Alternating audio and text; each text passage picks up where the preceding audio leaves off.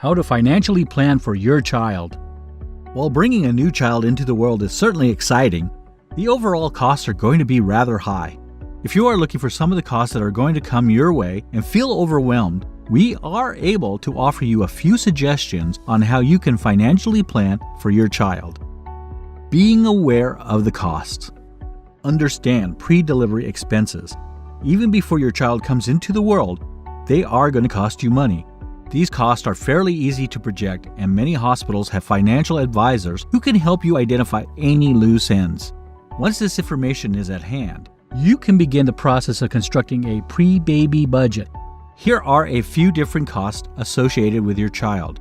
Prenatal care, direct cost of equipment and supplies needed, indirect cost if you need to take any time off work for prenatal care, hospital costs for labor and delivery, any hospital costs that your health insurance company does not cover.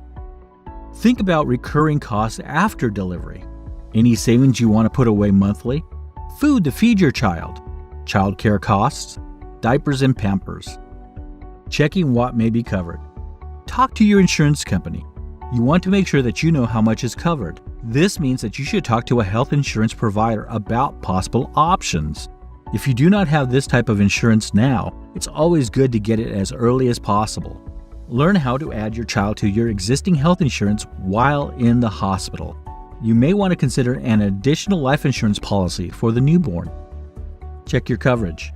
The costs associated with having a child might appear overwhelming, but any complications that you cannot foresee right now are going to make it even more expensive.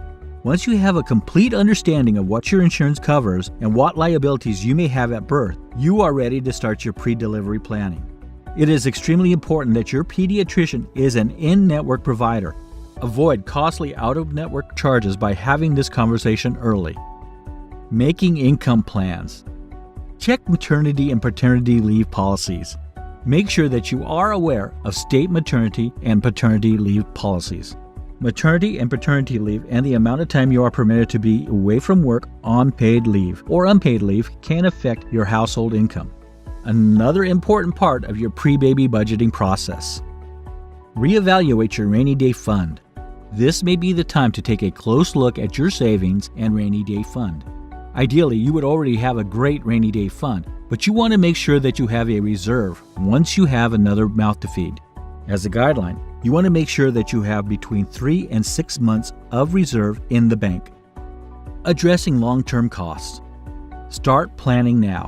One of the most overwhelming aspects of many new parents is saving for college. You are going to be able to handle these costs accordingly if you start planning as early as possible. This means that you start saving whenever you have a chance. Open separate college accounts. If you plan on having more than one child, make sure that each one of them has a different college account. This is going to help prevent any confusion later on. Don't neglect your own needs. As intimidating as the expenses related to your new child may be, this is not the time to stop saving for your retirement. You may look at your own retirement and assume it is so far away that you are not going to have to worry about it.